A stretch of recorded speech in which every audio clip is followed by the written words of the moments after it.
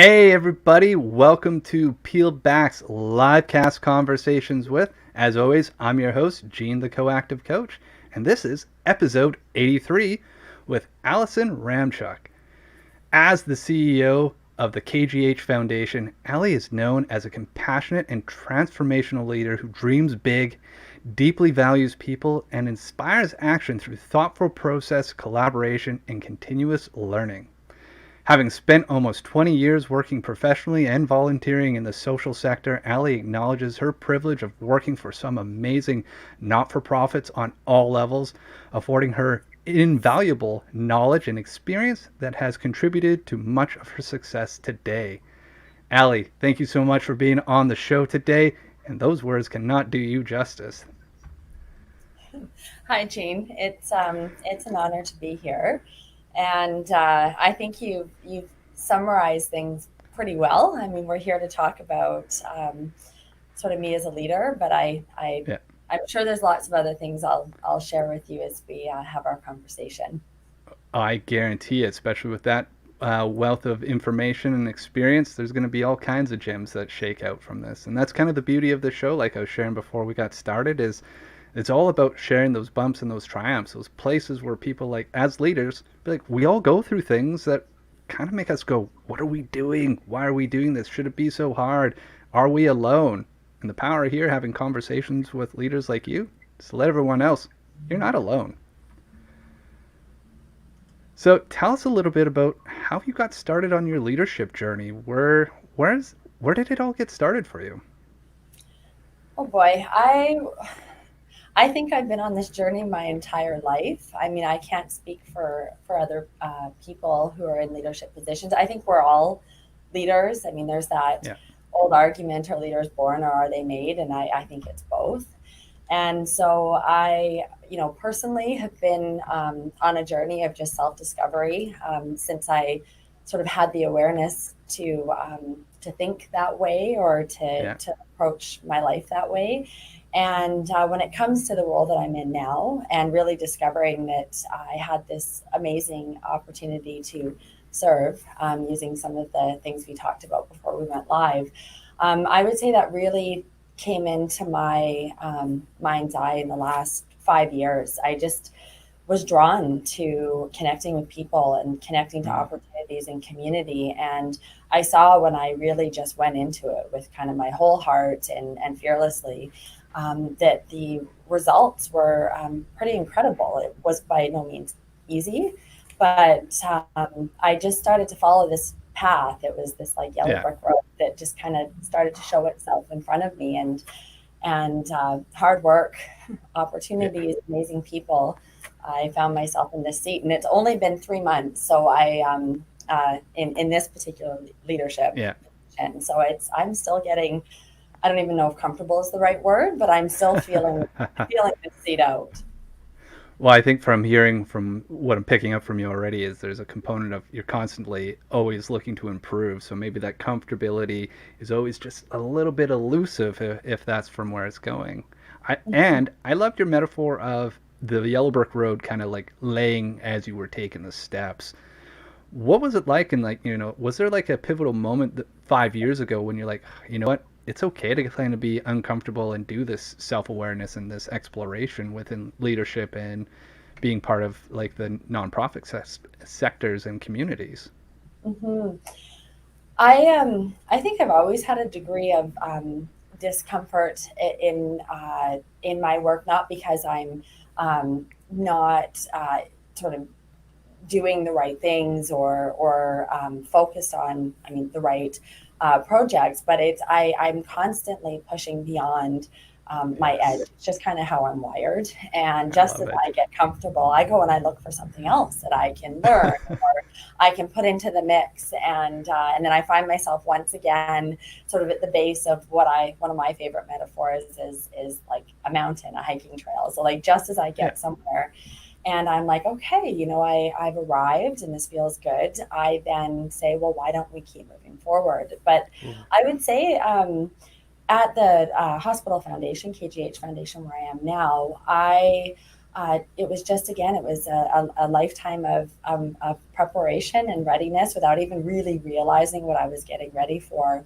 that came into a present moment for me. I had this incredible opportunity with this great team at a time that we were experiencing growth, and I was able to put myself forward for a position that was incredibly uncomfortable. And I remember stepping into what was the chief development officer role at the time.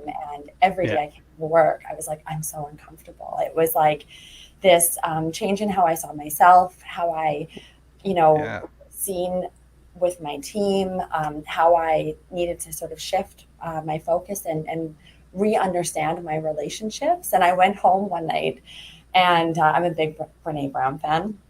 And I just myself, I'm like, those who are the most uncomfortable grow the fastest. Those are the most uncomfortable.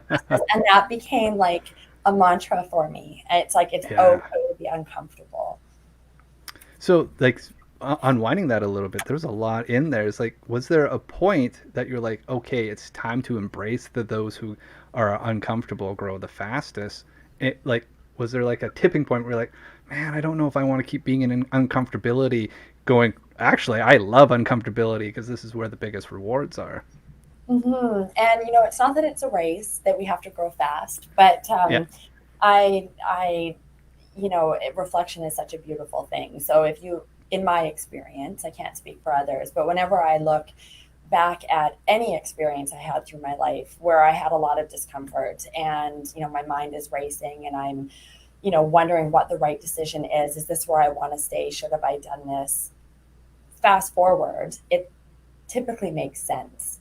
Things have an order to them, and there's this degree of faith or trust that we have to have.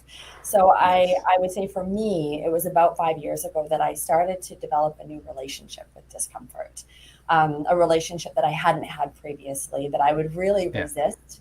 I constantly sought it out, jumping into a new program or, looking and reimagining personal relationships, professional relationships. But I got more purposeful about being comfortable and recognizing that there's something in me that pulls me towards that edge that I constantly find myself on. And if I lean into it and I trust it and I'm a bit more brave, that it's clearly a part of my process and my journey.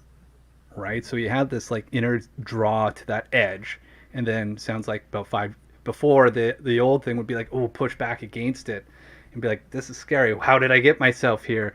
The idea of like running up to it was probably a lot of fun. Be like, this is new. We're going to do some crazy things. And then, I don't know what the next step looks like. And now you're like leaning over it and you're like, oh, I don't still know exactly where the next 8 steps are, but I know if I put my foot down, there's ground under me. That, the yellow brick road appears, as you say.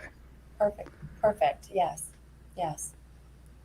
So how is that redeveloped within, like, you talked about personal relationships, leadership relationships, even relationships with like the discomfort itself? Is like, how, I want to ask how that has evolved over this time and how you're continuing, because that's like a thing that you would continually be reassessing and reflecting on it. Mm-hmm. Without getting too personal, but getting personal, because that's how I show up. I often say to friends and colleagues who are also my friends that I have been getting a PhD in myself for quite some time, and I'm committed to that. I think that who we are as human beings, it's how we show up. When we go, to work, or we face our partners, our children, or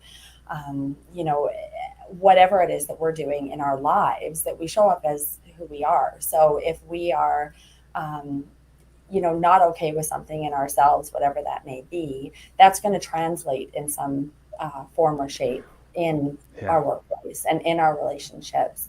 So I also have learned, and this is my sort of awareness at this moment, that when I turn inward to figure things out, that often there is a benefit to my outward relationships and my Oh, ability to wow. serve Yeah. and my ability to connect. And so much of it, it's like in this moment right now, what's going on? Is this me and how I'm interpreting and perceiving, or is this person? And what is my best way? Or is it this opportunity or this barrier? And what is my best way forward? And often it's first going inward before proceeding. That right there, if anybody, while everyone's listening, you can stop, go back. That's the gem right there. Like, that's incredible. Like, that reflection to know that it's not your outside environment that's dictating who you are. It's actually what's inside of you that's dictating your outside environment, is what I'm getting from when you put that magnifying glass on yourself. Go, what's happening here? Wherever else you're showing up with that, you're like, oh, I see it. Oh, I see it happening there. And now you can kind of untangle it. Is that kind of like, am I understanding what you're putting down? Absolutely. And, when you look at leadership, so again, acknowledging that we all have moments of leadership, each and every Yeah. one of us. When we are in sort of a worldly sense or sort of in society and community, and we hold these positions of leadership, I think that Yeah. process is critically important, because as much as we are responsible for organizations and missions, and we have to maintain our sight on the mission and our resources, and we have to ensure that the right processes and systems are in place, at the core of all of it is people. Yeah. And our ability to relate to those who are around us, those who are also um, in this place or a part of this organization, to serve, to share their talents, to do their best work. If there is a barrier because of self between you and those people, Yeah. it shows up in ways that usually, most often, will sort of hinder not only the organization's ability to be successful, but will Yeah. also stifle those there to do their best work. Oof. And I think that has a big effect on, I mean, you could look at things like retention or satisfaction in Yeah. workplace, or so it to me, it's the most important thing is relationship with self, and then how it translates to the people around you. I think that's pretty powerful, and it's interesting to be like, you can almost like measure that, how much inner reflection is going on within the people that are either leaders by choice or by role, and leaders by like kind of like community authority within the organization. I've seen both happen, but if like retention's low and satisfaction's low, it'd be like, okay, it's a signal then for who needs to do a little bit of work, because there's quite clearly a disconnect between that relationship, right? You've got all the people, and the thing that ties them is these webs of relations. Yes. And it's the world is a complicated place, and there's a lot of things that feel out of our control. But in my life, and most of the time, I don't always get it perfect. In learning, I feel very responsible for my organization and the people that are a part of it. So if there Right. is something culturally going on, I have to look at myself. Right. If people aren't connecting, if there isn't clarity around vision, if inspiration and creativity is not flowing, I have to ask myself why. Right. And then I have to ask them why, and be brave enough to listen. Right. So it's like, instead of being where if you're not listening, you kind of become this filter, or if you are and you're being open at it, you become this conduit. Like when you're speaking, I just, the vision I get is just like energy flying everywhere. You can either throttle that down by not paying Rainbows. attention, and then boom, you, it's Yes, just crackling, right? yes, it's magical. And when it's crackling, that's those opportunities you spoke about, being creative, being innovative. People's relations start to grow, and as those people grow within that organization, well, now all of a sudden the processes and all these systems start to work a whole lot better. Oh, creativity is maximized. Ideas and how your organization can express itself and connect Yeah. is just magnified when you. I think it's also something to do. You mentioned authoritative power, and I look at that a lot too, and it's. I mean, in everybody's minds, I think the world Yeah. it's a very sort of the impact and influence that power has, on our Mm-hmm. society, on our systems, institutional power, positional power. And I think that's also something that we're seeing a real shift in terms of emerging leaders, is how do we share power? How do we encourage personal empowerment versus power position? And I have a responsibility in this organization, but that doesn't mean that I need to have power over the team that I'm leading. I share power with them. I feel that we achieve our mission together. And that's something that it sounds good and we're all talking about it, but in practice, it's still something that I feel is relatively new. There's a lot of old programs running that can pull us. And a lot of us show up still from a place of, power over, versus really feeling empowered to express our voice and our ideas and do our work in that way. Yeah. It's almost like, if I'm hearing this correctly, there's a role that you have, and that role has responsibilities and duties, right? And that's a hat you're putting on, and then you can still, however you choose to show up as the person, you can either use that to empower people or use that to hold power over them. And the opportune thing from what I'm gathering from your values is like cooperation and collaboration is pretty probably high key, and being able to do that and share that and still have the respect for the duties each role has can bring a lot out of it. Totally. Yes. Mm-hmm. Yeah, so that's pretty exciting. Like, exciting for the teams to be hearing that. And I agree with you 100%. Is like, there is still a lot of old programming about like, oh, you're the CEO, so you have complete and total say over everything. Be like, well, not if the way that you're looking at it is from, I can either be the conduit or the filter. And if I want my team to thrive, got to be the conduit that's going to help everyone else be creative. Absolutely. Yes. Yes. No, and that's, something else around that. And I don't know what has me thinking this, but when we talk about old programs, you mentioned that, and, you started off talking about, how we show up as people and how that's translated into our leadership and our work. I feel like there is, part of this movement is, we operated from, at least I know I did, a place of kind of fight or flight, when you're growing up and you're figuring things out, and depending upon what your experience was, you kind of show up in the world in this place that you're ready to, Brene Brown also says, sort of armor up and yourself.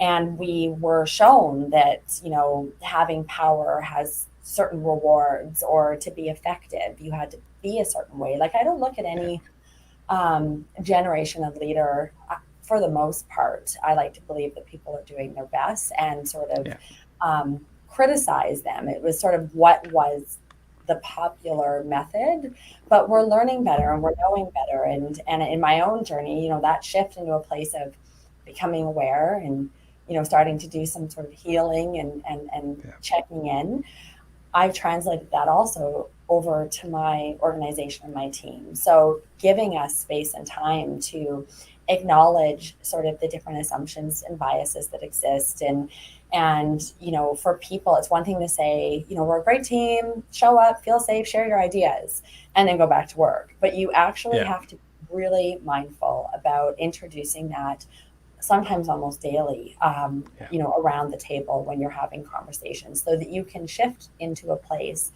of empowerment where people are thriving, where it's second nature, because you can't just flip a switch and say to people, we're going to do things differently. So it's like the happy switch. All right, be happy now, everyone. Are we good? Good, cool. And we don't have to talk about this again? Awesome. Exactly. Yes.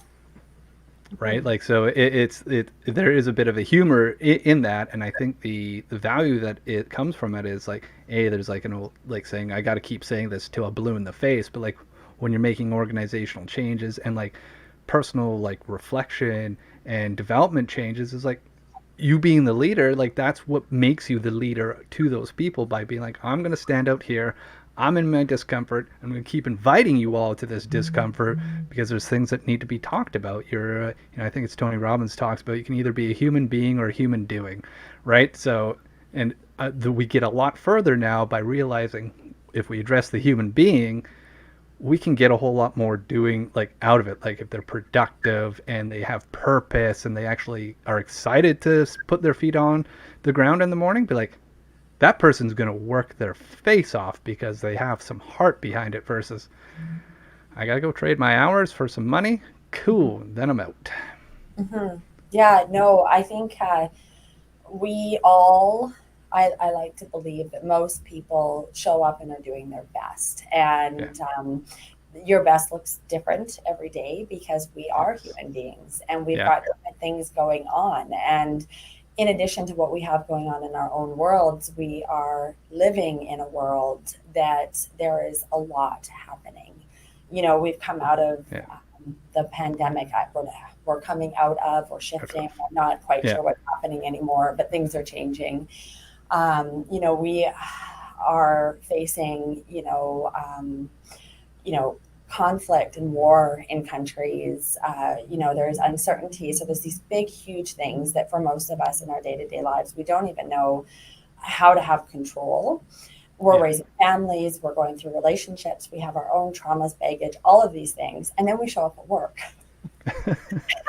And, it's like we put our jacket on and all of a sudden we're going to like transform ourselves to, something that doesn't feel any of those things. And, speak the values and the culture of an organization that we might not even align with or understand. So it's when you can find a place that you can show up as who you are. We all know what's expected of us, and it's a leader's responsibility to be clear, to set a vision, to let everybody really have a good sense of what's expected, where they have the ability to sort of express and do, and where they need to check in and how we work together.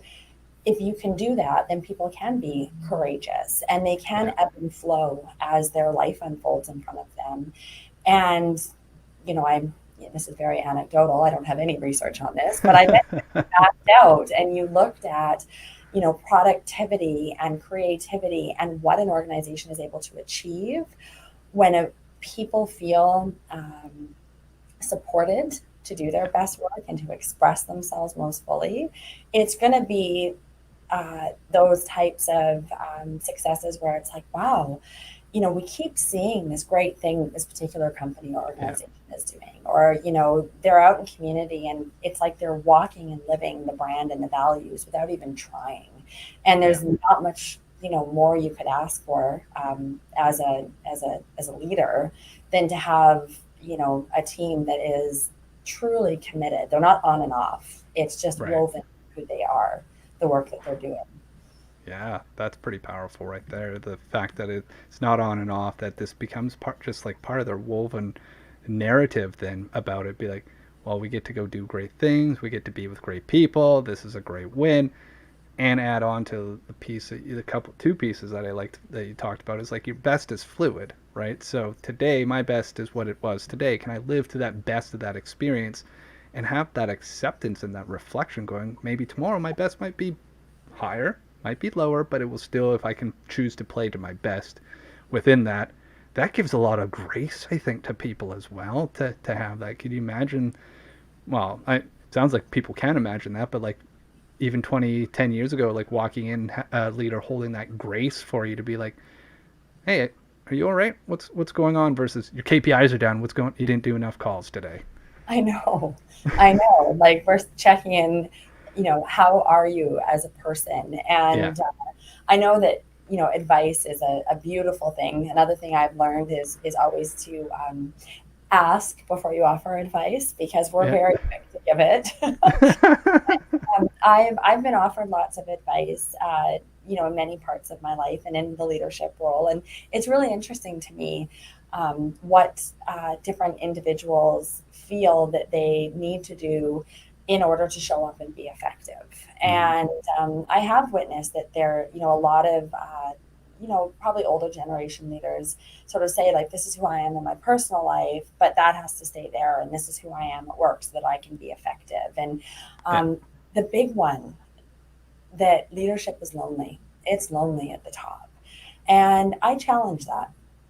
I don't feel it has to be lonely. I think it's depending upon the nature of your work, because again, I can only speak for myself, but I feel incredibly supported. I feel like I have team members, at all different sort of levels, who can come around me when we're trying to solve a problem or we're trying to look at how we can do something differently to innovate.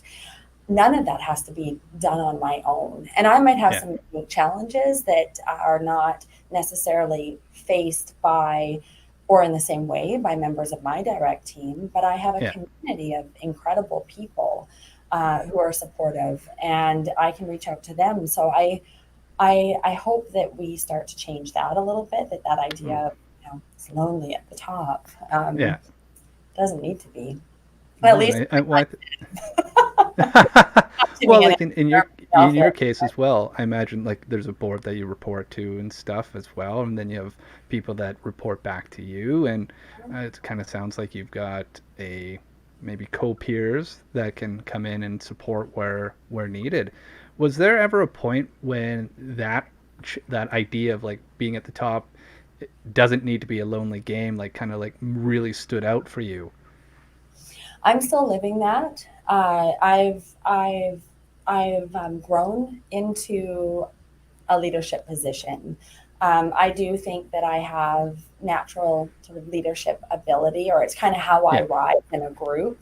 But in terms of being responsible at a leadership level for the way that we define it in organizations and business, I've grown to this position. So I've only been here for 3 months. But one thing that brings me a great deal of comfort is I have an incredible leadership team. So I have told myself that I don't need to be good at everything. I don't need to know everything. I bring a unique skill set to this team, and they bring their own unique gifts and skills. And so that idea of co-leadership, again, sharing how we approach our work, I feel incredibly supported. So very early on, I questioned that idea of loneliness, because I thought for sure that if I was going to feel it, it was going to be right at the beginning, because it's like, you think you know what this job entails. And especially for me, because I was part of this organization for 5 years. And then you step into it and you go, wow, okay, there are conversations and dynamics and relationships and elements of the business that I had awareness of, but I had never opened up that envelope before. Right.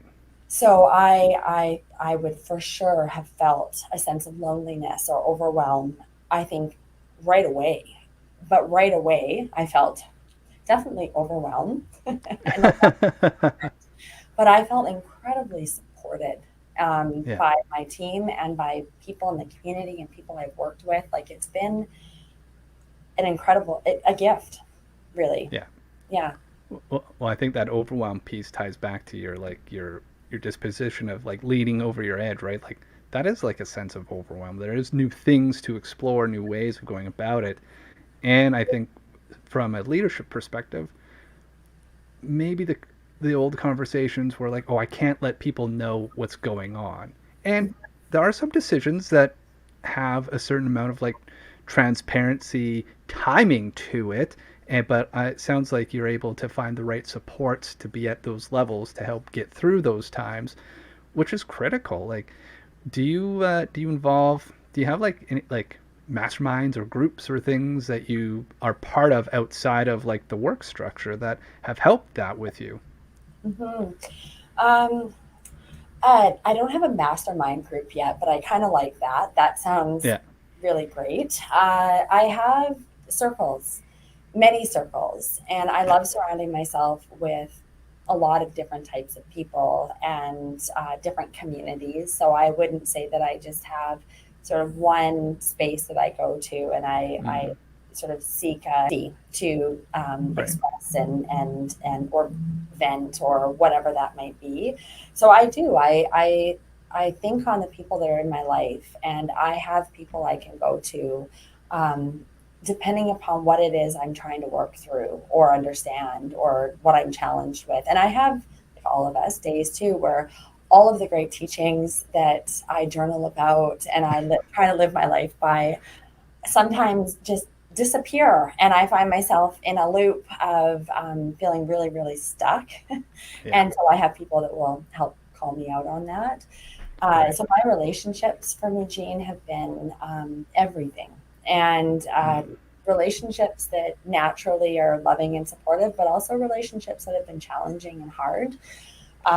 Some of my greatest teachers have been, whether it's, a boss or, somebody who comes into your world in a bit of an unexpected way, and you feel like you are challenged on everything, or they, you never quite see eye to eye. And those are the people that you really want, to move past the quickest. But have to say that you learn a lot, that I've gotten to a place, again, easier said than done, that what is this person here to teach me? Right. And what can I sort of learn? So sometimes, depending upon what your, beliefs are, I say, the universe will deliver somebody into your world that will help you work through something, even when you don't sort of intentionally seek that person out. Yeah. And then have people around you too that have got your back and that remind you sort of who you are, and they reflect who you are, because those that you surround yourself with are a reflection of who you are. So long story. I've got a lot of people, and I'm incredibly grateful, and I love them all. If any of them are watching, I'm very appreciative of that. That's awesome. Well, and I think that also ties back to like earlier in the conversation, we were talking about doing that inside work, then the outside is that reflection. And then all these people that are in this circle can help reflect as well, like kind of reflect that image back going, oh, I like this. We can move on to this next piece. And that when that new challenging component comes in, again, it's just that reflection of maybe that piece that you're like, I'm just going to put this under the rug until it needs to be big enough and scary enough that I have to deal with it. Then that person or situation shows up. You're like, I guess we're going to deal with this. It's going to be uncomfortable. That's where, again, back to people, our relationships, especially our intimate relationships, are the greatest catalyst for growth, because we can bob and weave, often in business, with, more superficial relationships. But when it comes to those people that are sort of in your life day after day, to your point, they will reflect back to you what it is you need to be paying attention to. And then it's up to you whether you're going to be brave and lean in and be like, what is in me, or what about me? Or if you're going to push back against them and be like, they are so difficult, they are so and then only to face that same situation, maybe with a different person again. Yeah. Well, it's like there's, I don't remember who claims this, but whatever we resist persists, right? So be like, oh, you may have gotten past this one difficult person, then the universe has this wave will be like, oh, that one wasn't enough of a signal. Great. Let me amp this up a little bit for you. Now are you going to listen? Oh, you still think it's them. How many fingers are pointing back at you when you point that finger out, right? Like that's it's always a good reminder for myself when I get into those judgmental ways of going, why are you so difficult? Oh, it might be me. Am I the drama? Yes, especially when it consistently shows up, and yet everything else in life is different. And you're right, like you were talking about, like that bobbing and weaving is like, there are situations where you can kind of bob and weave and like get out of it. That's part of the learning. You've learned how to do the dance.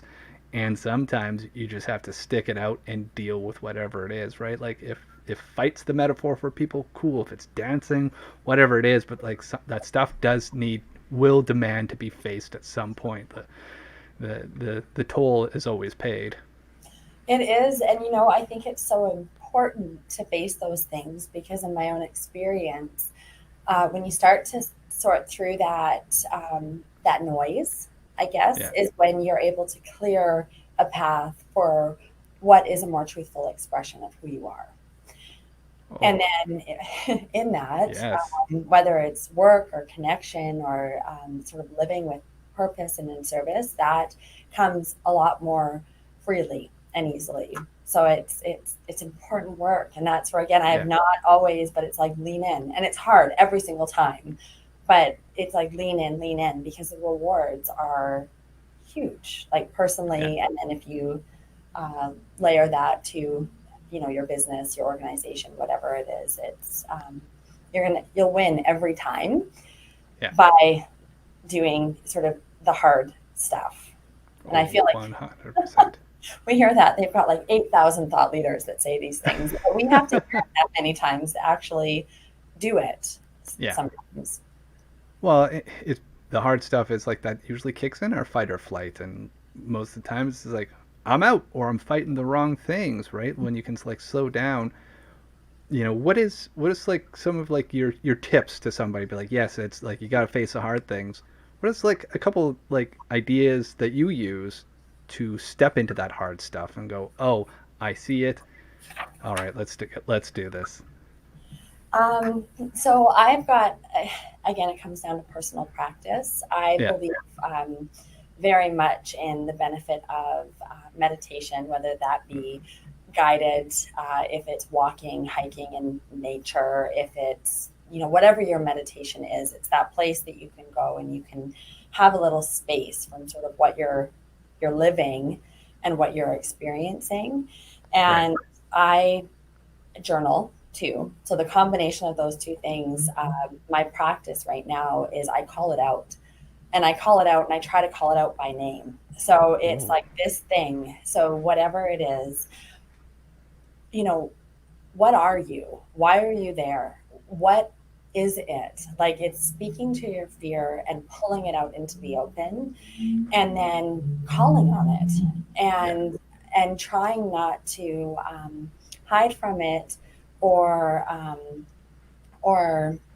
allow it to control how you show up in the world. And if you can really be focused, thank your fear because it's trying to teach you something, or face that, thank that barrier, thank you for trying to create distance between me and that thing, because you're trying to protect me from maybe getting hurt or stepping into a space that isn't comfortable, but I no longer need that protection.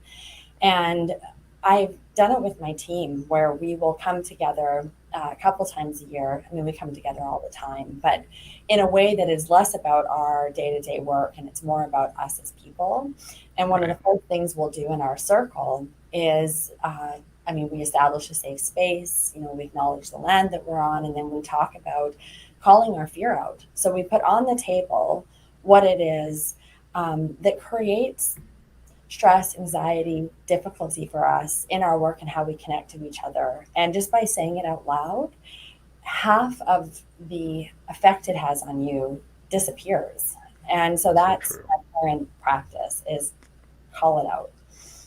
I love that. It just reminds me of like the idea of like when you're a little kid and you're like, oh my God, there's a monster in the closet. You turn the light on, be like, oh, it's just a shadow of my teddy bear. That's like that's the reality. Like when you're not looking at it, it's in the shadows. It can be that monster, and it can cause trouble because like you're trying to avoid being attacked by the monster, and you put the light on it. And I love the part where you give it a name too. It's just like that was just chock full of like great advice right there and practical steps too. And I think it's really interesting that you create a space for your team to speak to that, like when everyone can like practice shining the light on the thing that they're seeing that might be holding them back from playing full out within each other. That's vulnerability, that's leadership, that's courage, that's bravery, that's like all the things. That's like putting the foot down on the gas pedal and going. That's like Brene Brown being in the room with us. I have to. This is how we learn, right? We listen to, shows like yours, and we read, and we're constantly in this pursuit of hopefully, our fullest selves and our greatest truths. And you just not only, you don't want to impose on others, but I just believe so much in sharing, and it's like, take it or leave it. But if you're sharing from a place of, love and service, that most of the time people are really appreciative. And I don't know if you've ever done this, but I'll read a great book and I'm like, okay, everybody has to know this. And I'll come to them, I'll know my family, I'll start sort of sharing copies. And I'm like, this is a real thing. Like I recently listened to Michael Singer's Untethered Soul at Work. And I finished it and I was like, fireworks were going off. And I started texting people that I knew or felt would appreciate it. I came to work, I was telling people, you do have to remember, especially in a leadership position, just, have boundaries. Not everybody for all the same information or necessary processes or shows up in their life in the same way. So sharing, but then not expecting necessarily for people, right, to take in or choose to express or show up necessarily in what you do. So it's sharing without expectation.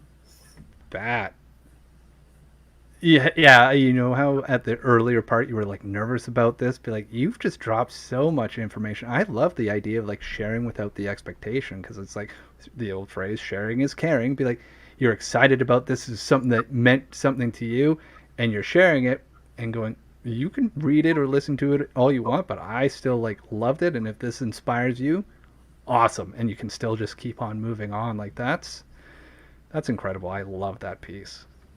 Thank you. Yeah. Thank you. Well, you know how I said at some point I'm going to look up and realize I blew past my 40-minute marker?